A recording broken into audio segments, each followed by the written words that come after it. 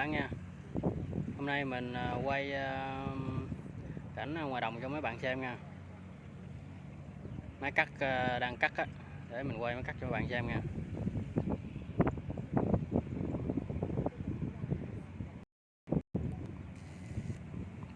Tuốt đặng các bạn, để mình lội lên nha. Đó là một máy, trên này máy cũng đang thả dạt xuống nè các bạn.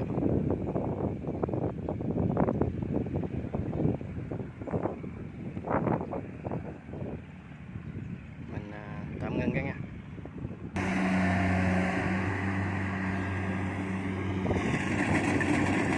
Máy này DC Kubota 70 nha các bạn.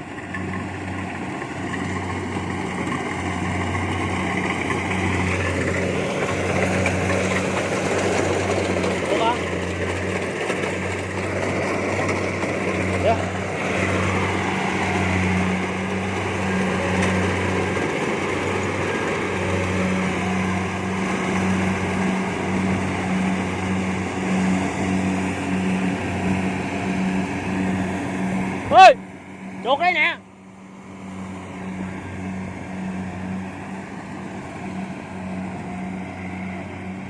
Đây có mấy anh chụp chuột đó nè mấy bạn.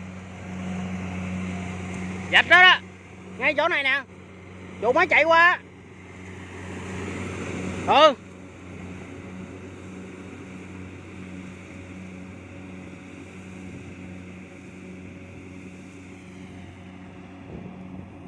Ngay đó đó. Chuột không hả? Gọi chạy đi, gọi chạy trở lại rồi. Trời ơi.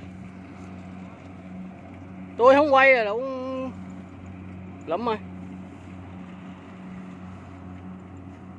Vô đó Nam đạp đạp ơi. Vô hang rồi ơi, chạy lên đây rồi.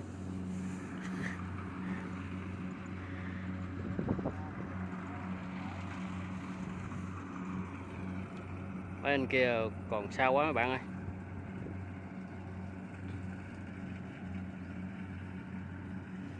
Đất này cũng rộng, hai máy.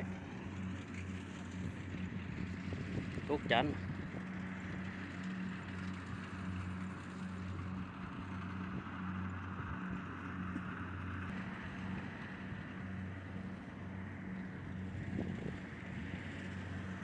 Đất xanh cắt lâu nha các bạn.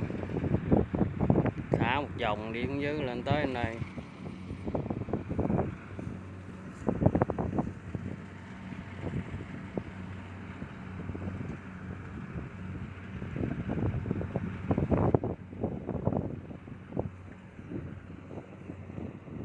Anh bên kia đang đợi lúa kéo.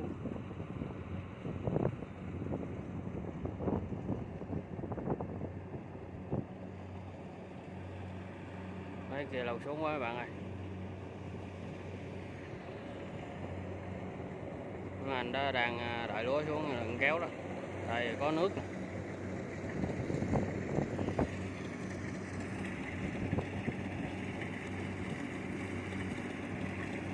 Kubota DC 70 nha các bạn. Cũng biết lắm đó.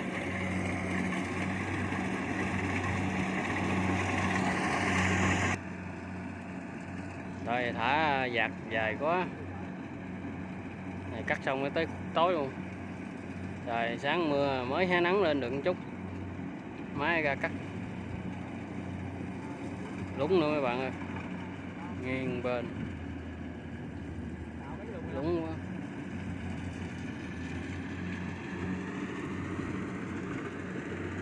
Anh kéo lúa anh đó ở không à. Đợi xuống mới kéo được. Đợi thả dạt vòng rồi mấy anh mới kéo. Mấy đó gần xuống nữa các bạn. Cho anh kéo xa một chút. Hai máy này DC 70 không nha các bạn. Bluetooth.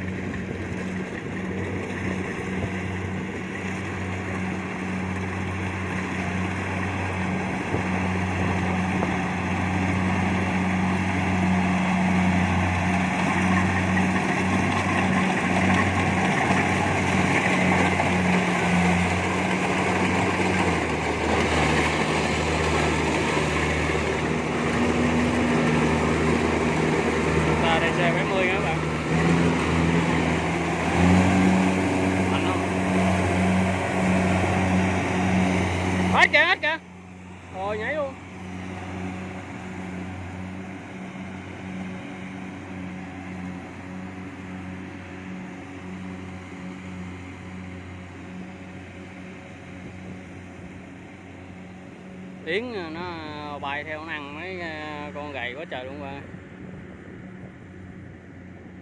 Anh tài xế này cũng còn trẻ, whip.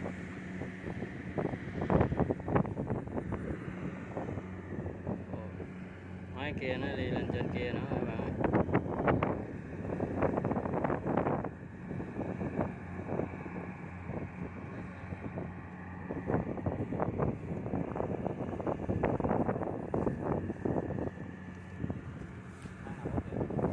Ăn đó đó, ngay đây nè. Đây mấy anh chụp chuột nha các bạn.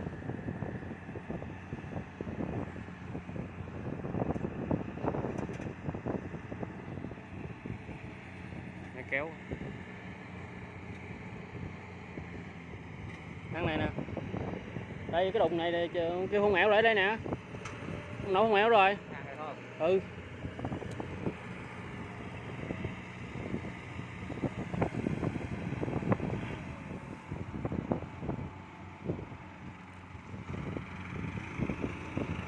Anh này đang đầu chuột nè các bạn.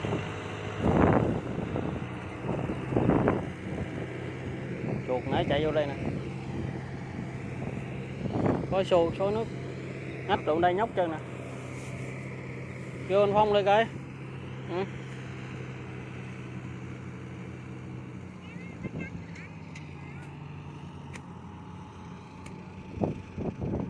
Cái gì thả vạc nãy chạy vô dữ lắm.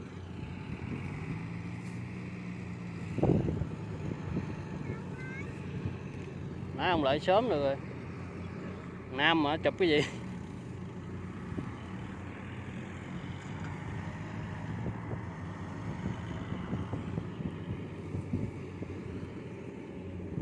Đụng ở đây nữa nè.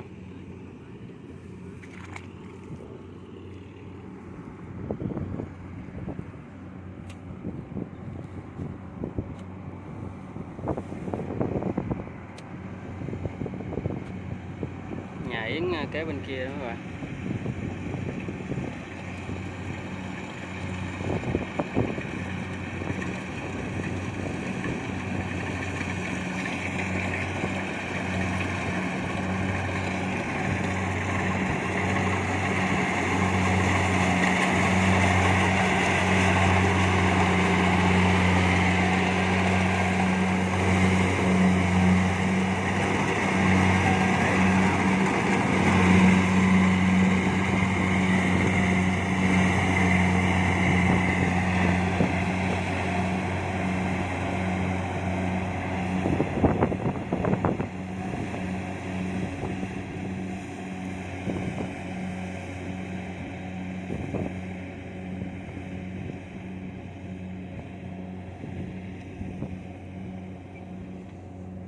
Anh đã đang chụp chuột đó.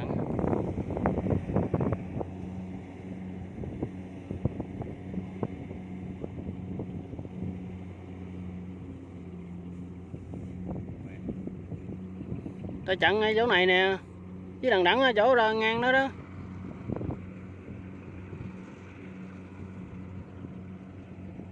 Chuột nãy chạy qua đó kìa, mất tiêu rồi.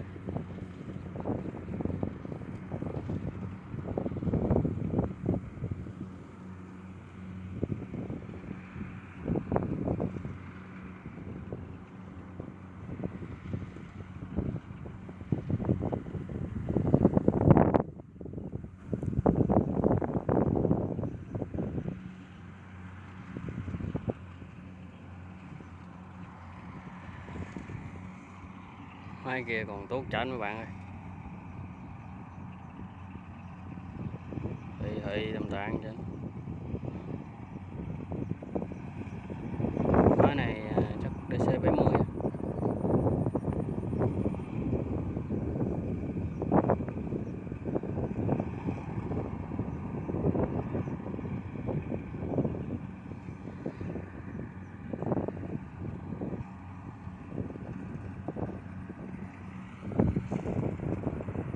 Sao quá.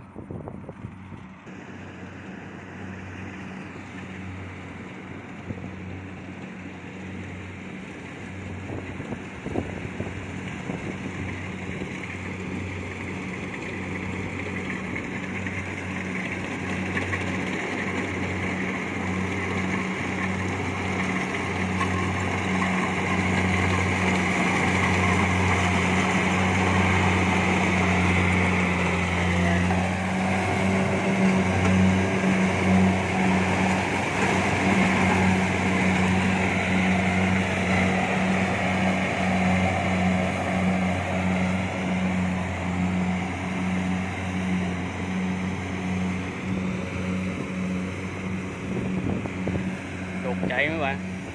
Mình mất quay mình chụp cũng được. Uống chuột bự.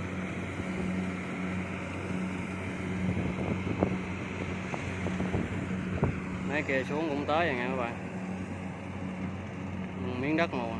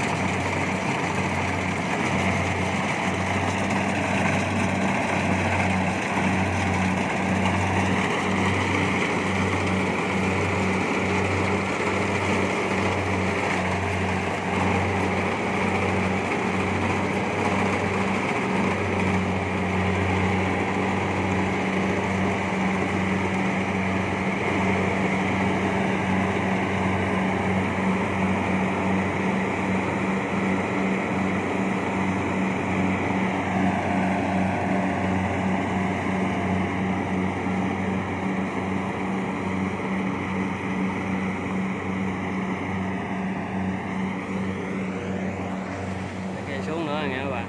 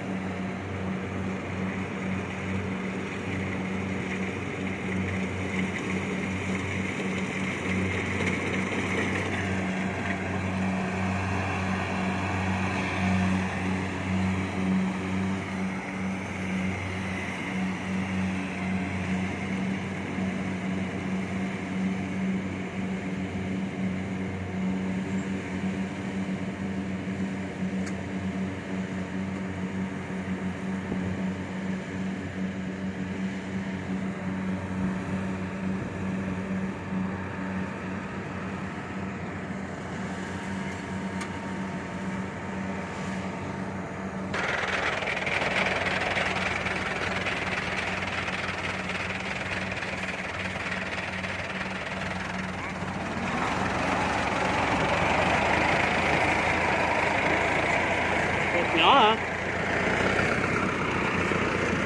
Cụ nãy chạy lên đó con hết rất bự. Tôi đâu chụp đâu.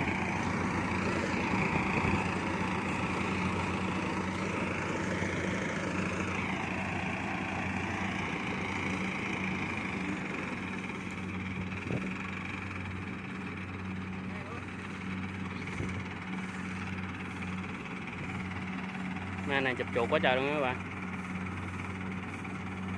Trong này nhiều chuột lắm. Đẹp đâu rồi không?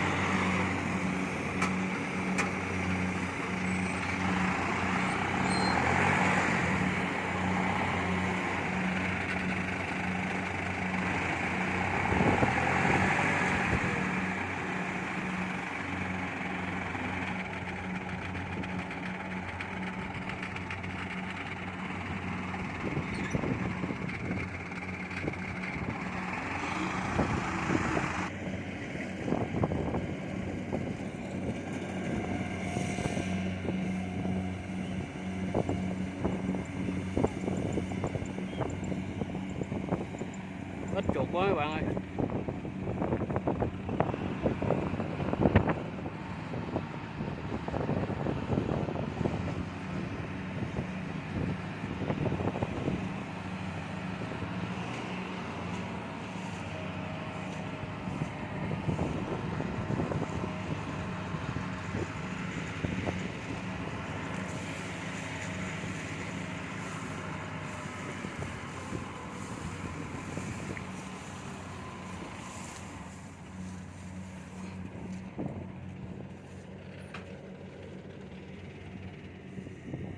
Sông nữa các bạn, sông được bên này.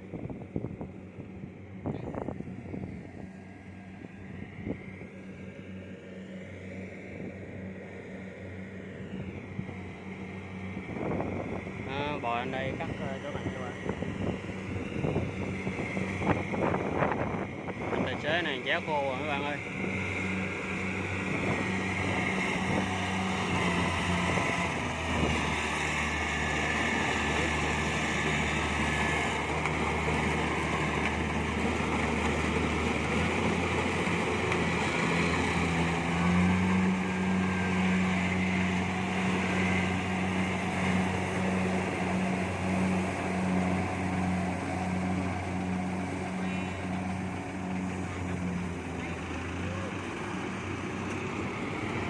Anh mới kéo nha các bạn.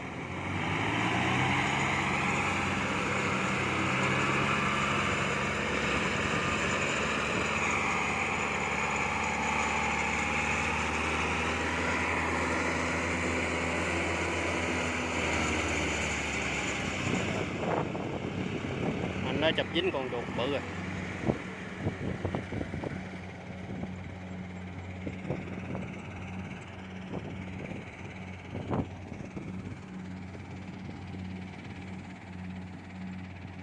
Hai máy gần gặp nhau nha các bạn.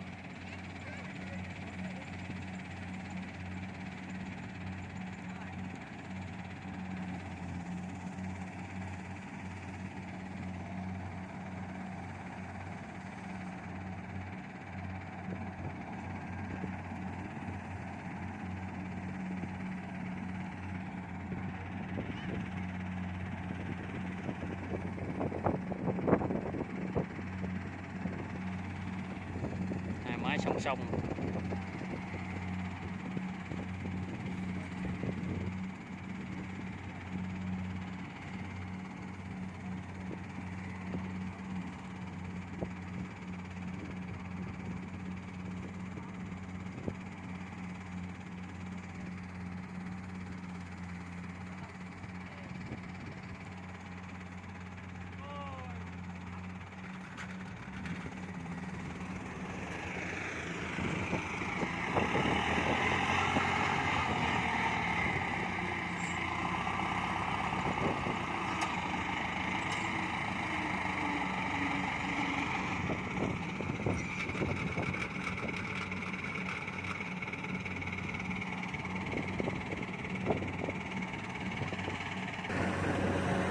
Các bạn ơi, đó trong con cơm đó.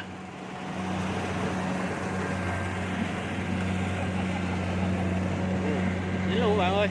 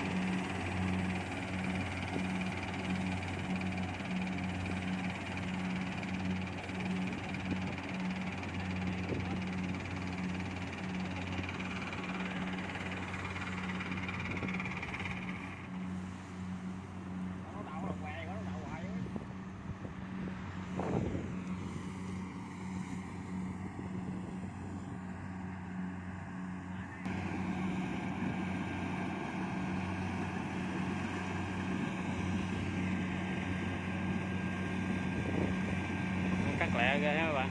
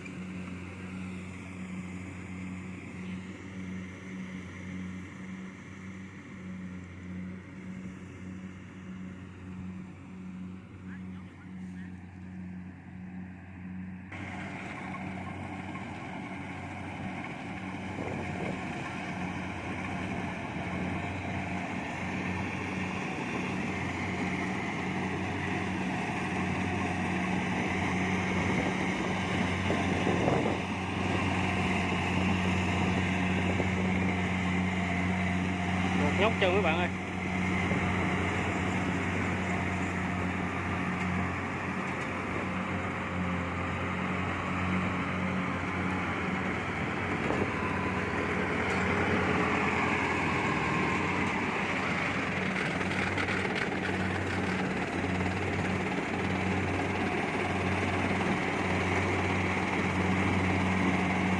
Máy cắt lẹ lắm mấy bạn ơi.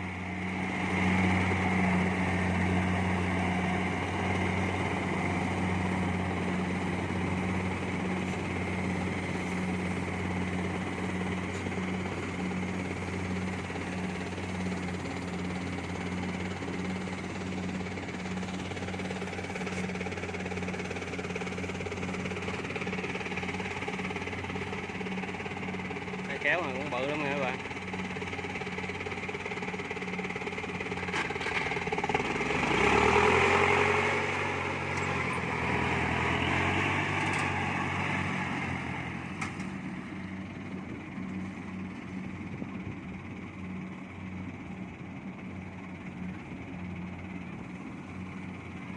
Hai anh đội lúa khỏe ghê.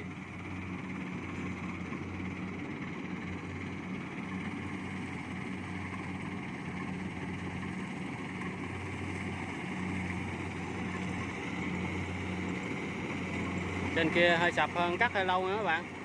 Máy trên kia á.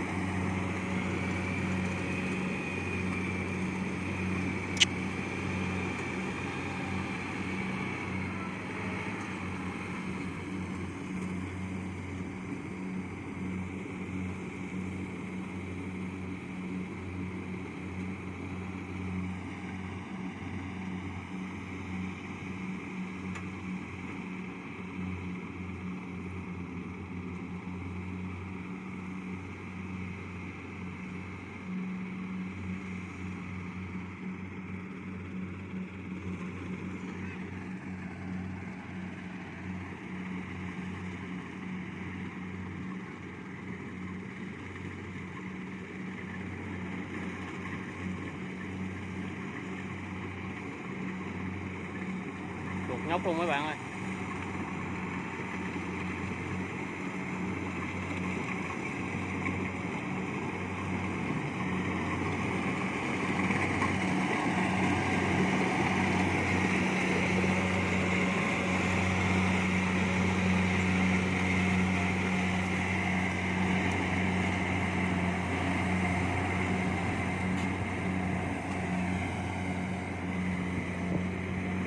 Á,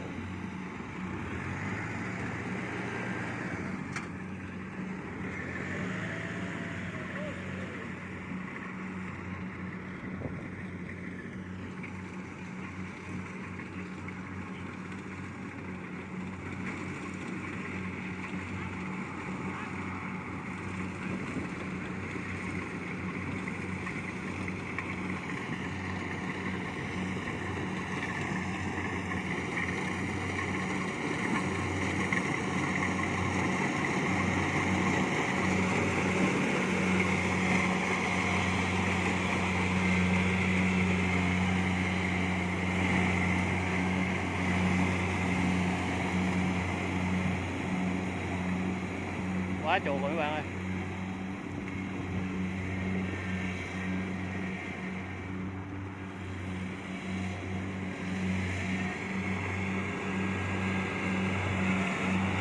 Xong một miếng nữa còn bên kia.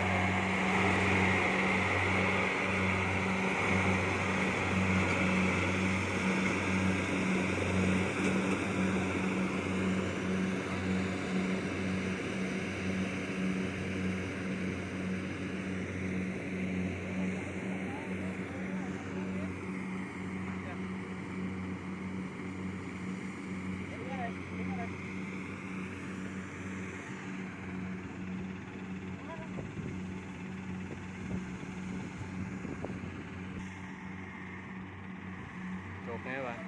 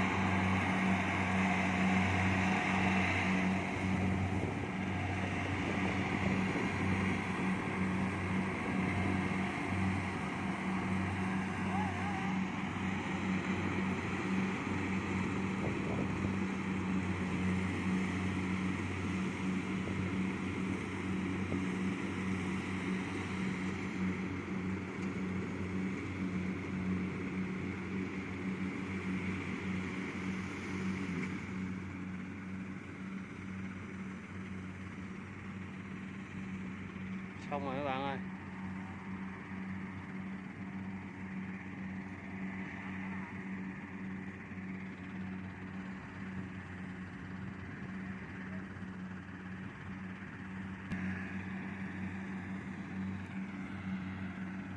Mình xin kết thúc clip đây các bạn. Các bạn thấy hay thì đăng ký kênh ủng hộ mình nha. Vậy thôi, mình xin chào các bạn.